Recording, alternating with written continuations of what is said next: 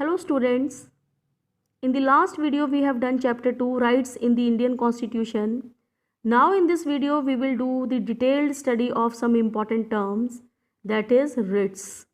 Writs means written formal royal order, and history of writs could be traced back to the judicial system of medieval England. Medieval England में पहले हर estate में हर area में local courts होती थी और उन local courts के ऊपर रॉयल कोर्ट होती थी.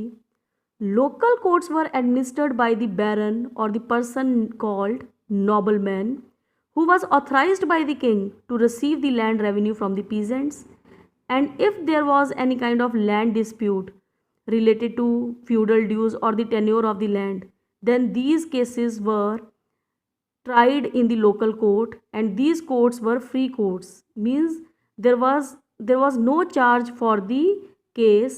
हाँ, लेकिन जो डिफ़ॉल्टर के ऊपर या फिर जो कल्प्रेट के ऊपर फाइन इम्पोज किया जाता था, that was the income of the baron. लेकिन अगर कोई केस रॉयल कोर्ट में जाता था which was authorised by the king, तो किंग उसके लिए एक रिट इशू करता था. Writ means written formal royal order, यानी कि किंग की तरफ से एक ऑर्डर जाता था to the person to appear in the court on that particular date for the trial. जैसे आज की डेट में सम्मन्स होते हैं कि कोर्ट की तरफ से एक ऑर्डर आता है to the person to appear in the court on that particular date, तो वैसे ही किंग जो था वो रिट इशू करता था, और लेकिन उस रिट को किंग के ऑफिस से परचेज करना पड़ता था. There was some fees for the writ. धीरे धीरे लोगों ने कॉमन ग्रीवियंसेस के लिए भी, कॉमन प्रॉब्लम्स के लिए भी रॉयल कोर्ट में अपील करना शुरू कर दिया, जो कि लोकल कोर्ट में जानी चाहिए थी, जिसकी वजह से बैरन का जो रेवेन्यू अर्निंग था वो रिड्यूस होना शुरू हो गया. और जब उसका रेवेन्यू अर्निंग रिड्यूस होना शुरू हुआ तो उसने प्रोटेस्ट कर दिया, as he was depriving of earning the revenue from the cases. चाहे वो फ्री कोर्ट्स थी, लेकिन he was receiving the revenue in the form of fines etc.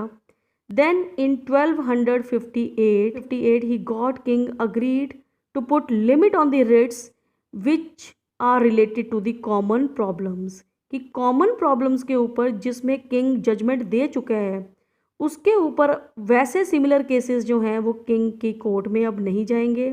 That writ he will use as a royal command or the king command for further similar kind of cases. और अगर कोई new type of case आएगा, firstly that case will be tried in the king's court. On the new case the king is authorised to issue the writ, and that writ will be used by the baron for further common cases related to same problem. Now introduction of writs in India. अब रिट्स England से India में कैसे आई? You know, through British rule. In 1774, East India Company started parliamentary control. पहले East India Company as company operate कर रही थी and they were getting the direction from Britain. लेकिन ईस्ट इंडिया कंपनी ने अब पार्लियामेंट्री कंट्रोल शुरू कर दिया, and royal charter of Britain created Supreme Court at Calcutta in 1774.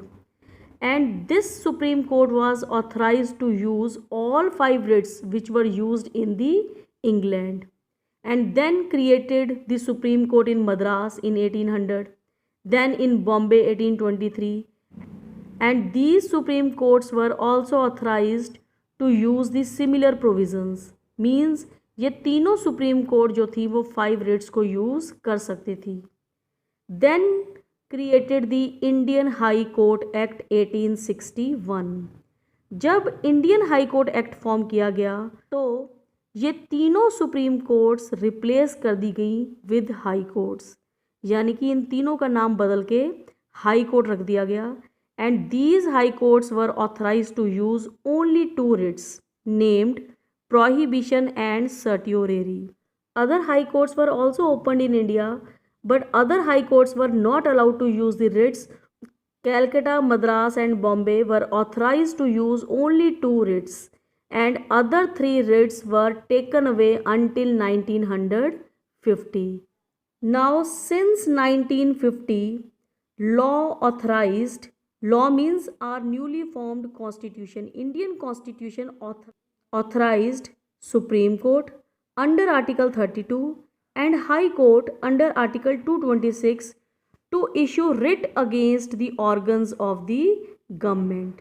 So, Supreme Court and High Court is authorized to issue writ against the organs of government. Writ cannot be used against private individual or the private organization. Now, what are these 5 writs? First of all, habeas corpus. This is the Latin word meaning that you have the body. This writ is available to the private persons when a person is detained illegally or wrongfully to produce him before the court. Means कि ये individual को available है जिसको गलत तरीके से और illegally arrest किया गया है. So this writ can be used by that person who is arrested and against the police officer and commanding him to produce him before the court. तो अरेस्टेड पर्सन जिसको गलत तरीके से अरेस्ट किया गया है, he is commanding to the police officer to produce him before the court. Then mandamus, we command. We means यहाँ पर एक इंडिविजुअल को अवेलेबल नहीं है but collectively for the public. So this is issued against the government officials having public duty towards citizens. So in case they refuse to perform duty, public use this writ. तो public इस writ को use कर सकती है against the government officer who is not performing his duty, which is his legal duty or public duty to perform for the citizen. So public can use against the government officer who is doing default in his duty. Then prohibition means to stop and to forbid. It prohibits the lower court to proceed with the case and hand it over to the higher court. Means higher level court जो है वो lower court को मना कर रही है, stop कर रही है to proceed with the case. Means the case is in process. Case अभी solve नहीं हुआ है, it is in between and they are commanded by the higher level court to the lower level court to hand it over to the higher court. So this can be used by the higher level court for the lower level court. Then quo warranto, meaning by what authority or by what warrant. So the court may ask or challenge the illegal occupation of public officer. If the person unable to show legitimate appointment, it is issued to leave. So this writ can be used by the court to the person who is holding the office illegally. अगर उसके पास एक legitimate appointment नहीं है, that he is appointed legally for holding that office, तो अगर वो नहीं दिखा पाया तो कोर्ट उसको वो writ issue कर सकती है to leave the office. Then certiorari means to be certify, यानी कि किसी को certify करना that their work is under jurisdiction or beyond jurisdiction.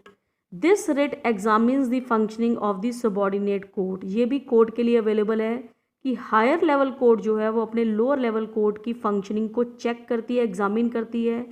It issued when lower court violate the jurisdiction. ये तब इशू किया जाता है जब हायर लेवल कोर्ट को ये लगे कि लोअर लेवल कोर्ट ने बियॉन्ड पावर और बियॉन्ड अथॉरिटी केस को सॉल्व किया है. Then it commanded to bring the matter to the upper court. This writ is very much similar to the prohibition. बस एक ही फ़र्क है कि prohibition में केस इन बिटवीन होता है तो लोअर कोर्ट जो है वो हायर कोर्ट को हैंड ओवर कर देती है. यहाँ पर केस सॉल्व हो चुका है but it's verdict is not proper and beyond jurisdiction, and after the completion of the case the court is directed to bring the matter to the upper court.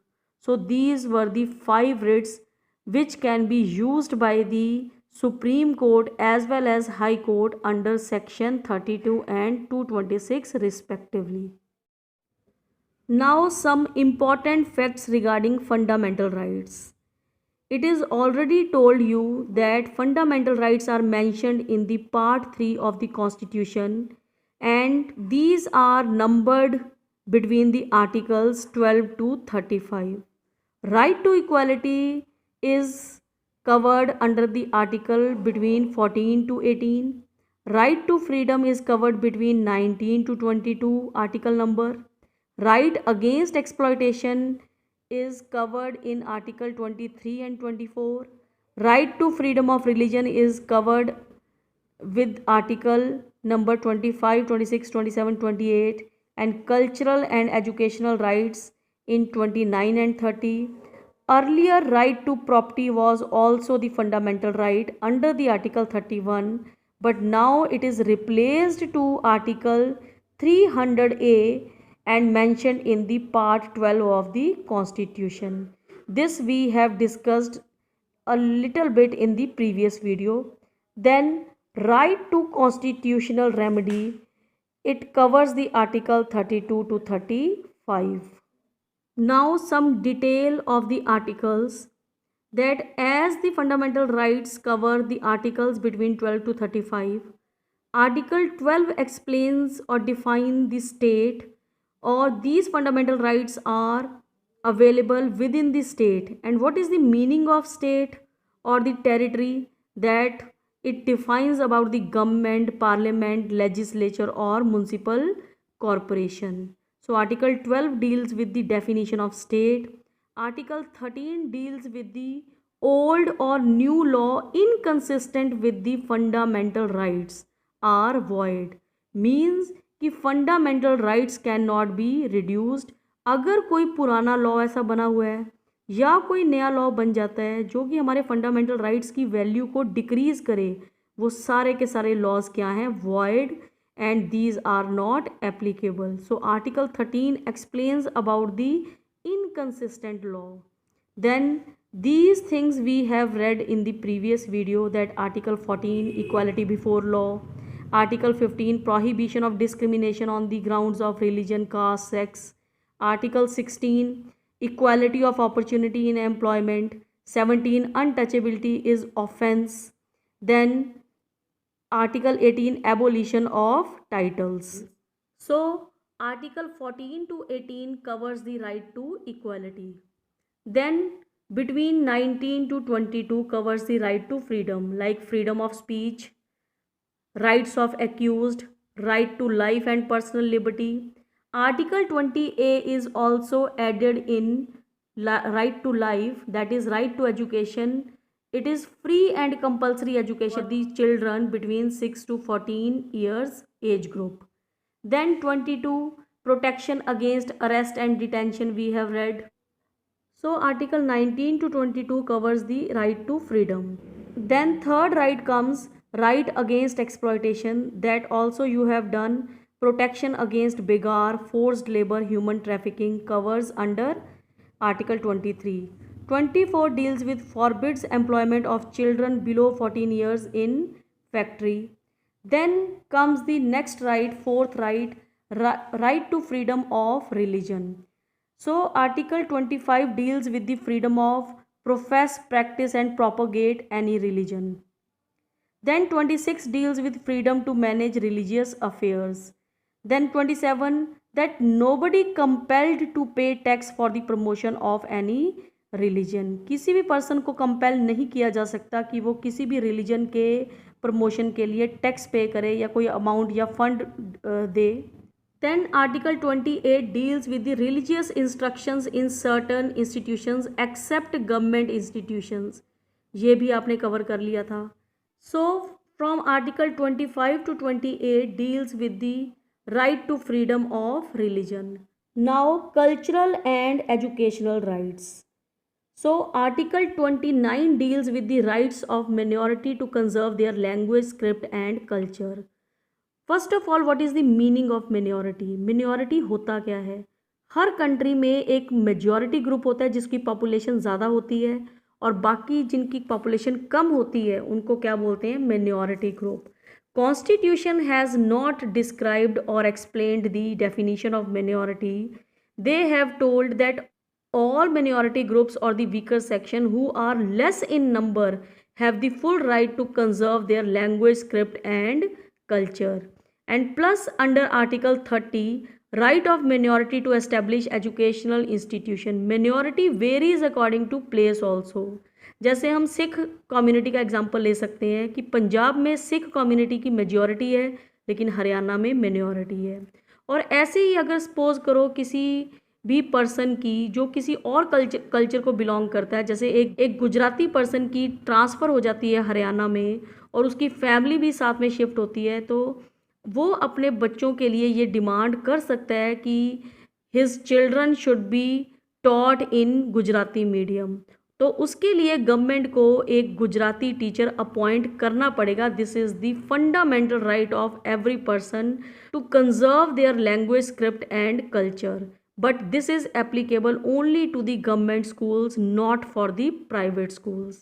Then article 32 we have read earlier, that you got the right to move to Supreme Court for the enforcement of fundamental rights. Supreme Court also have the right to issue writ against the organs of government.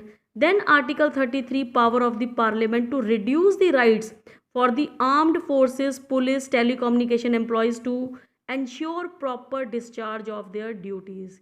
क्योंकि कई बार army को, police को, लोगों के phone calls को tap करना पड़ता है अपनी ड्यूटी को परफॉर्म करने के लिए, तो उस केस में पार्लियामेंट के पास पावर है कि वो राइट्स को रिड्यूस कर सकता है in case of any emergency.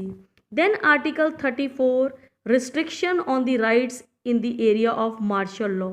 अगर कहीं पर भी मार्शल लॉ मीन्स कर्फ्यू और कंट्रोल ऑफ द आर्मी, जब आर्मी रूल आ जाता है या कर्फ्यू लग जाता है तब भी लोगों के फंडामेंटल राइट्स जो हैं वो रिड्यूस हो जाते हैं।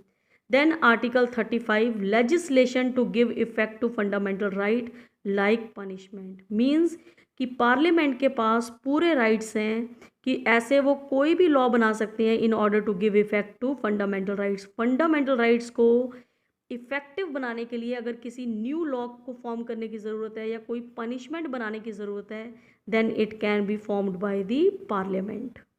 आई hope the topic is understood. In the next video we will start the next chapter. Thank you.